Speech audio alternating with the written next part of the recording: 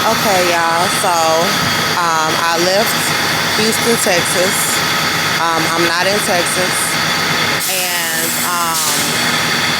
I'm more concerned about the fact that I had to leave my child in Houston, Texas, with Cynthia O'Vera. I'm more concerned about the fact that I have not seen my child face in 2 years. I'm concerned about the fact that they tried to murder me in my home, in my apartment in Conroe, Texas, in my two-bedroom home that I had with my son. I'm more concerned about the fact that the police did not help us when his father was attacking us in Conroe, Texas. I'm more concerned about the fact that Officer D. Strider and C. Adams falsified the entire police report when they arrested me for protecting myself and my 22-month-old son in Conroe, Texas. I was arrested September 18th, 2018. I shot my baby daddy in the leg. He was attacking us in Baytown Seafood. He had attacked us in the streets, and he attacked us in our home. I called the police several times. I'm more concerned about the fact that they poisoned me in the back of the Montgomery County Jail. They were giving me poison trays, poisoned drinks, the little cups, and they were drugging me in my trays as well, and lying about all of the evidence to my case. There were over 19 911 calls from 13 different locations and 15 witnesses of Austin Metter abusing me and my son. There were medical records as well, and they decided to lie about everything and lie about the fact that I was pregnant, and that they were poisoning my pregnancy while they were poisoning me as well, trying to murder me before my trial. They set the trial for August 22nd, they set the trial for September 3rd, 2019. They had a pre-trial set for August 22nd, 2019. While I was back there, they were doing witchcraft, and they were saying all kind of nasty, evil things, that they would molest my son and rape my son, and that they were pedophiles and Satanists. And this was why they were chasing me and trying to murder me in my home with my child in the first place, in Conroe, Texas. My attorney was Ingrid Chandler. On August 22nd, 2019, they dropped the charges. I had called my entire family and let them know what happened when I was first arrested, and they stopped answering my phone calls after telling me that they would bond me out. They stopped answering my phone calls. They threatened, the United States government threatened to kill my entire family, and everybody that knew the evidence to my case about my son. While I was incarcerated, they allowed Austin Metter, he has 8 charges. He had just got out of prison. He has charges for drug possession, theft, assault, family violence.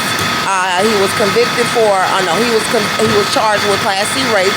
He was convicted for assault on a public servant. He was charged with unlawful restraint and trespassing as well. They allowed him to get temporary custody of my 22-month-old son. He was 2 years old when they gave him temporary custody after he had attacked my son like a vicious animal in a public place.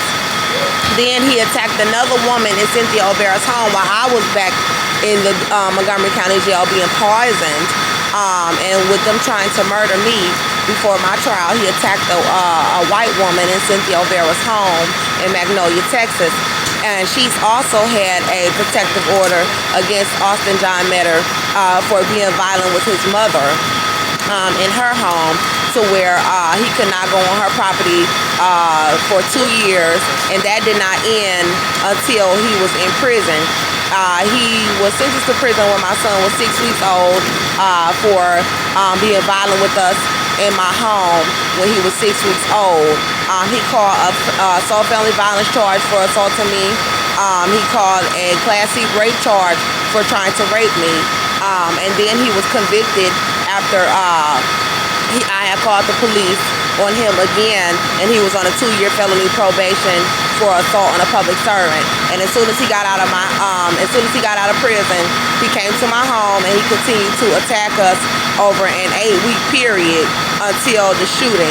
I had to run out of my house screaming with my 22-month-old son in my arms.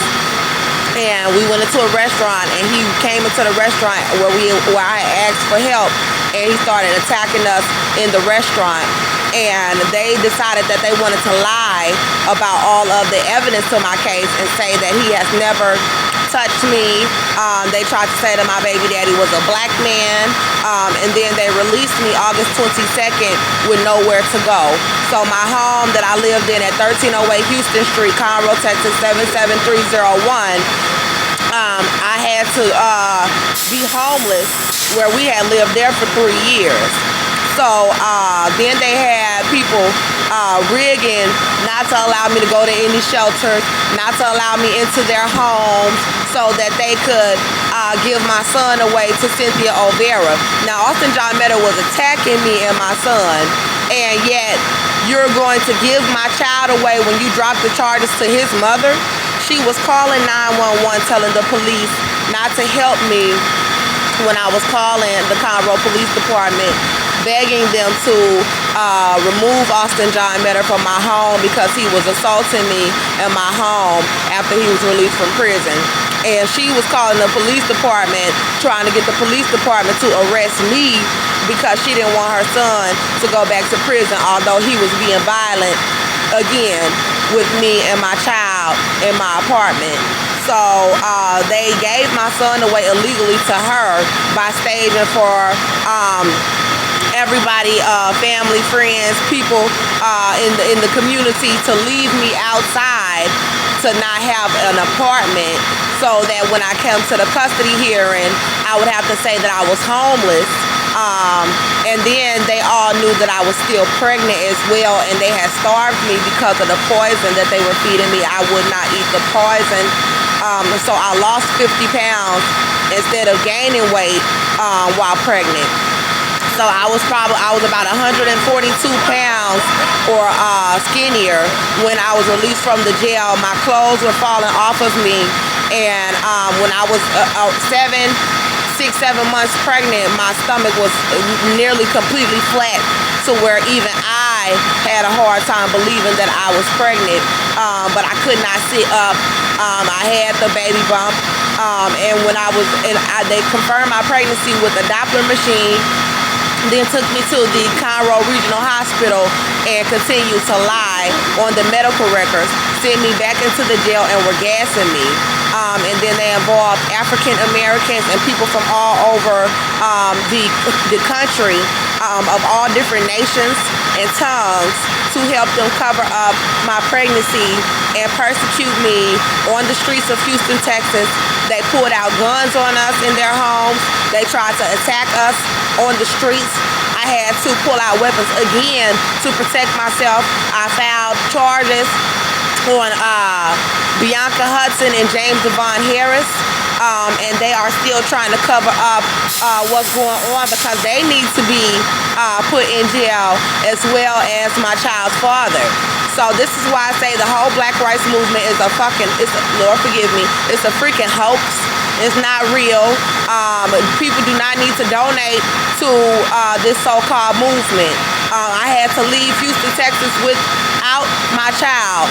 I have not seen my baby in 2 years, and they think that it's funny to abuse me.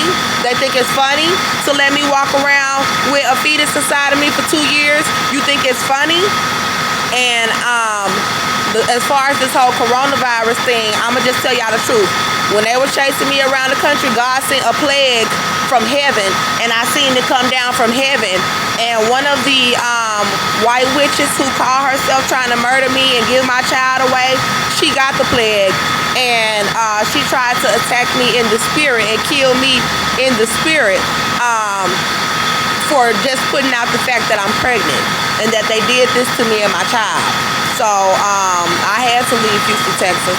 I understand that there is a strong possibility that I will be killed for exposing Satan and for exposing these black men and these women as Satanists in this country, because you don't sit there and denounce Jehovah and Jesus Christ and try to help some white people kill your sister, and you know that I'm out here pregnant, and God called them black terrorists. And that's exactly what African American and African women are in this country. African American women, they are black terrorists because they over here trying to help these white folks kill me, and they know that I'm pregnant.